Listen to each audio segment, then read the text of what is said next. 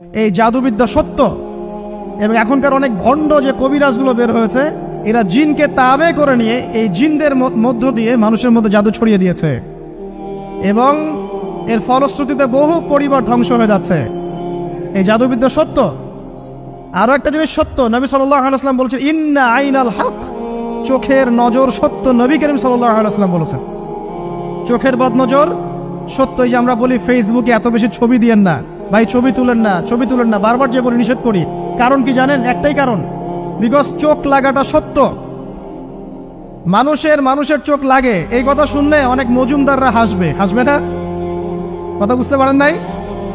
কিন্তু এটা সত্য, কারণ নবী করিম সাল্লাল্লাহু আলাইহি ওয়াসাল্লাম যা বলেছেন সাদাকাল্লাহু ওয়া সাদাকা রাসূলুহুল কারীম, নবী যা বলেছেন, আল্লাহ যা বলেছেন চিরায়ত সত্য, এর বাইরে কোনো সত্য আছে? আচ্ছা দেখেন, আমি বললাম যে জাদুবিদ্যা সত্য। এই জাদুবিদ্যার চর্চা মানুষ করে, এখনো করে, এবং এই জাদু দিয়ে মানুষের ক্ষতি করার জন্য জিনের প্রয়োজন হয়, দুষ্ট জিন। এই জিনগুলোকে মানুষ তাবে করে মানুষের ক্ষতি করার চেষ্টা করে। দেখবেন এখন গ্রামে গঞ্জে শহরে সব জায়গায় ছড়িয়ে পড়েছে না? দেখবেন, খুব সতর্ক থাকবেন। আমি পরে সলিউশন বলছি আপনাদেরকে। আরেকটা বলেছি, নবী সাল্লাল্লাহু আলাইহি ওয়াসাল্লাম বলেছেন চোখের বদনজর এমন সত্য যে একটা উটকে এই রান্নার ডেকচির মধ্যে ঢুকাই ফেলতে পারে। একটা উট খুব সুন্দর, ভালো, আপনি দেখছেন মাশাআল্লাহ বলেন নাই, নজর লেগেছে, উটটা মারা গেছে, দেন তারপর তাকে জবাই করে খেয়ে ফেলতে হয়েছে। একজন সাহাবী গোসল করছিলেন, গোসল, এটা হাদিস সহিহ, এই আলেম ওলামা যারা আছেন তারা জানেন যে এই হাদিস সহিহ। একজন সাহাবী গোসল করছেন, তার গায়ের চামড়াটা খুব সুন্দর ছিল, একদম স্কিনটা অনেক সুন্দর থাকে না এমন কিছু মানুষ? আচ্ছা, এখন আরেকজন সাহাবী এই গোসল দেখছেন দূর থেকে, দেখে বলছেন যে কি চমৎকার তার শরীরের রংটা, যেন কুমারী নারীর মতো, অনেকটা এমন একটা কথা তিনি বলেছিলেন।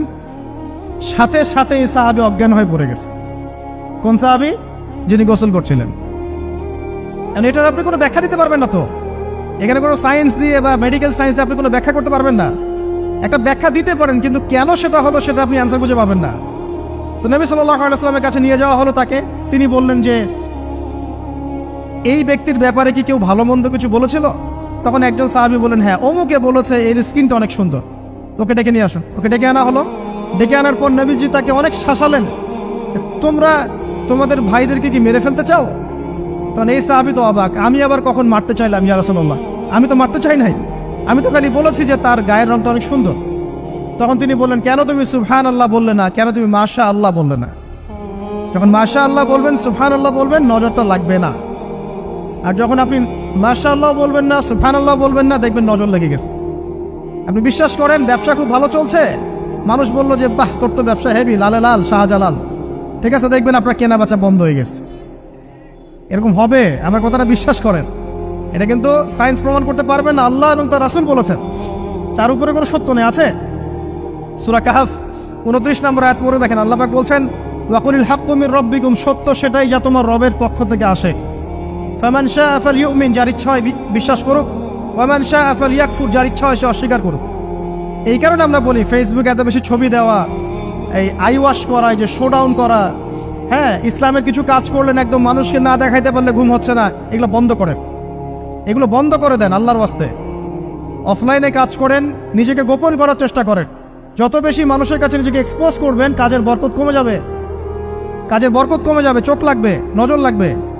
এবং চোখ লাগা বদ নজরে বহু আলেম আস্তে আস্তে মাঠ থেকে মাইনাস হয়ে গেছে না? যায় নাই? এখন কি আলেমদের সংখ্যা বেশি না কম? যত দিন যাবে আলেমের সংখ্যা আরো কমে যাবে। নবীজি বলেছেন আলেমদের সংখ্যা কমতে থাকবে, মানুষ জাহেলদেরকে আলেম বানিয়ে নেবে। তো প্রিয় ভাইরা, জাদুবিদ্যা সত্য, চোখের বদনজর সত্য, রাতের এই অনিষ্টগুলো সত্য, রাতের বেলা অনেক ক্ষতি আছে। এই জন্য নবীজি বলছেন বাচ্চাদেরকে বাইরে বের করো না, এবং তোমরাও রাত যখন গভীর হবে তখন এদিক ওদিক ঘোরাফেরা করো না। দেখবেন রাত যত গভীর হয় আমাদের শহরগুলো তত জীবিত হয়, তাই না? তাই না? রাত যত গভীর হচ্ছে শহর তত জীবিত হয়। চায়ের দোকানে আড্ডা বেশি, ওই সিনেমা দেখছে, টিভি দেখছে, ক্যারাম খেলছে, লুডো খেলছে, ঘুম নাই। ঘুম কখন? ফজরের আগে আগে। ফজরের নামাজ কিন্তু নাই, ফজরের ঠিক আগে আগে, আবার ওই যে জোহরের নামাজের সঙ্গে উঠতেছে। এখন আমাকে বলেন এরকম জেনারেশনকে দিয়ে কি আসলে ইসলামের কোনো খেদমত হবে? আচ্ছা, নবীজি রাতের বেলা আর্লি ঘুমাতেন, আল্লাহ পাক আমাদের সবাইকে তাড়াতাড়ি ঘুমানোর তৌফিক দান করুন। হ্যাঁ, আপনি ইলম চর্চা করলে রাত জেগে থাকতে পারেন, আপনি যদি জ্ঞান চর্চা করেন রাত জাগতে পারেন, আপনি কোনো গবেষণা করছেন, নামাজ পড়ছেন বা কোরআন হিফজ করছেন, আপনি রাতের আর্লি উঠবেন, এটা আলাদা বিষয়। কিন্তু কমনভাবে আমাদের এই যে ফেসবুক, ইউটিউবিং ইত্যাদিতে আমরা লিপ্ত থাকি, সারা রাতটা কাটাই আড্ডাবাজি করে, এগুলো বন্ধ করতে হবে। এগুলো বন্ধ না করলে ফিজিক্যালি আমরা মানে সুস্বাস্থ্যের অধিকারী হতে পারবো না। সারা দিনটা আমাদের একটা কি বলবো অলসতার ভাবে যাবে এবং দিনের বেলা কাজগুলো ব্যাহত হবে। এতে করে আমাদের উম্মার এই পুরো বড় যে তরুণ প্রজন্ম আছে এদেরকে আপনি সম্পদে পরিণত করতে পারবেন না। তাই এই সিস্টেমটা চেঞ্জ করা দরকার। নবীজি রাতের বেলা এই সূরা বাকারার শেষে 3টা আয়াত তেলাওয়াত করতেন, আমরা করবো ইনশাআল্লাহ। আরেকটা আমল বলে দেই, নবী করিম সাল্লাল্লাহু আলাইহি ওয়াসাল্লাম রাতের বেলা সূরা মুলক তেলাওয়াত করতেন। কোন সূরা এটা? কোন সূরা? তাবারাকাল্লাযী বিয়াদিহিল মুলক। কয়টা আয়াত আছে? 30টা আয়াত আছে। নবীজি বলেছেন সাল্লাল্লাহু আলাইহি ওয়াসাল্লাম এই সূরা আপনাকে কবরের আযাব থেকে বাঁচাবে ইনশাআল্লাহ। কবরের আযাব থেকে তো ভাই বাঁচা খুব সহজ নাকি? আমাদের মধ্যে এমন কেউ নাই, শোনেন, আমাদের মধ্যে এমন কেউ নাই আলেম জালেম মুফতি মুহাদ্দিস রাজনৈতিক নেতা পলিটিশিয়ান বিরোধী দল জাতি তারপরে যে সরকার দল যে আছে না কেন কবরের শাস্তি ফেস করবেন এমন একটা মানুষ নাই, কেউ নাই পৃথিবীতে।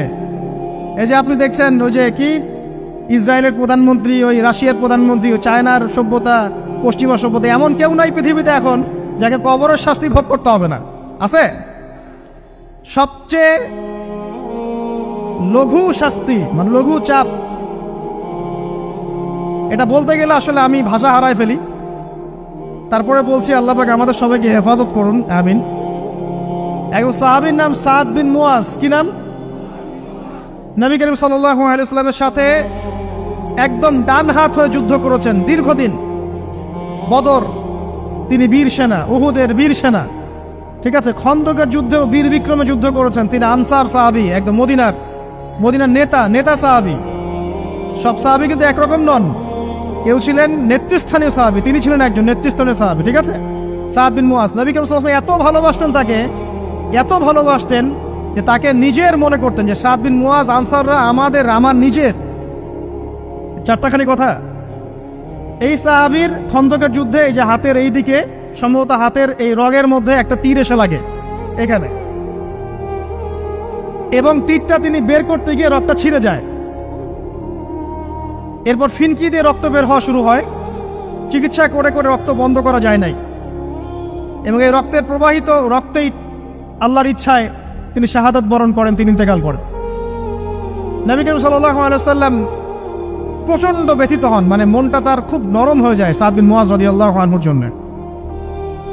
তো এই সাহাবীর যখন জানাজার নামাজ পড়ানো হচ্ছে, নবীজি বলছেন 70,000 ফেরেশতা তার নামাজে অংশ নিয়েছে। আর এই সাহাবীকে যখন কবরে শোয়ানো হয়েছে, নবী করিম সাল্লাল্লাহু আলাইহি ওয়াসাল্লাম পরে জানিয়েছেন কবরের যে মৃদু চাপ, সাদ বিন মুয়াজ রাদিয়াল্লাহু আনহুর কবরেও সেই মৃদু চাপ দেওয়া হয়েছে। আমি কি বুঝাতে পারলাম ভাই? আমাদের কোনো দাম আছে এখনকার পলিটিশিয়ানদের কোনো দাম আছে? এখনকার সমাজ নেতার কোনো দাম আছে? এখনকার সুদখোরদের কোনো দাম আছে? এই ঘুষখোর দুর্নীতিবাজদের কোনো দাম আছে? আমরা যারা কাঠমোল্লা হয়ে আছি আমাদের কোনো দাম আছে? সাদ বিন মুয়াজ রাদিয়াল্লাহু আনহু যদি কবরের শাস্তি তাকে না ছাড়ে, প্রশ্ন উত্তর পর্ব তাকে না ছাড়ে, আমরা পার পাবো? নবী করিম সাল্লাল্লাহু আলাইহি ওয়াসাল্লাম বলছেন সূরা মুলক তেলাওয়াত করো রাতের বেলা, ইনশাআল্লাহ সূরা মুলকের তেলাওয়াত কবরের আযাব থেকে তোমাকে বাঁচান।